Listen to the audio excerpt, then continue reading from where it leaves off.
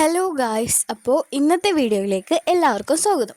അപ്പോൾ ഇന്ന് ഞാൻ പറയാൻ പോകുന്ന ടോപ്പിക് എന്ന് പറയുന്നത് ഒരു റിലേഷൻഷിപ്പിനെ കുറിച്ചാണ്. അതായത് രണ്ട് പേര് തമ്മിൽ ഒരു റിലേഷൻഷിപ്പിലാവുമ്പോൾ നമ്മൾ ശ്രദ്ധിക്കേണ്ട കാര്യങ്ങളാണ് ഞാൻ ഇതിലൂടെ പറയാമോ.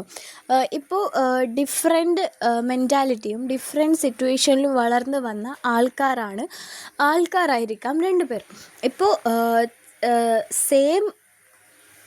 സെയിം മെൻറ്റാലിറ്റിയിൽ വളർന്ന സെയിം സിറ്റുവേഷനിൽ വളർന്ന ആൾക്കാരുടെ പോലും മെൻറ്റാലിറ്റീസ് വേറെ ആവാറുണ്ട്. അപ്പോൾ ഡിഫറെൻറ്റ് പ്ലേസിലും ഡിഫറെൻറ്റ് ആൾക്കാരോട് ഇടപഴകിയും വളരുന്ന ആൾക്കാരാണ് എല്ലാവരും. അപ്പോൾ പല പോരായ്മകളും അഭിപ്രായ വ്യത്യാസങ്ങളും ഒക്കെ ഉണ്ടാവുക സാധാരണമാണ്. അപ്പോൾ ഈ അഭിപ്രായ വ്യത്യാസം മൂലം വഴക്കുകളും മറ്റു ചില പിണക്കങ്ങളും ഉണ്ടാവാനുള്ള സാധ്യതയും കൂടുതലാണ്. അപ്പോൾ ഇത് ഓവർകം ചെയ്യാനായിട്ടുള്ള ഒരു കാര്യം ഞാൻ പറഞ്ഞുതരാം.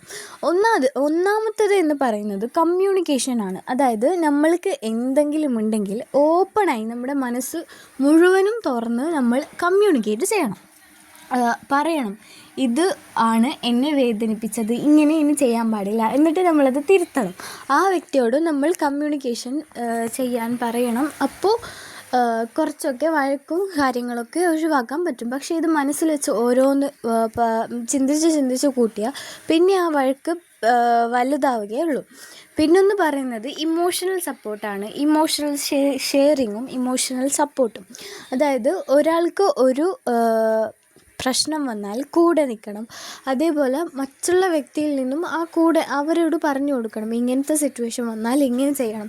കാരണം നമ്മുടെ ഭാഗത്ത് നിന്ന് ചിന്തിക്കാൻ പലപ്പോഴും മറ്റുള്ളവർക്ക് കഴിഞ്ഞു എന്ന് വരില്ല.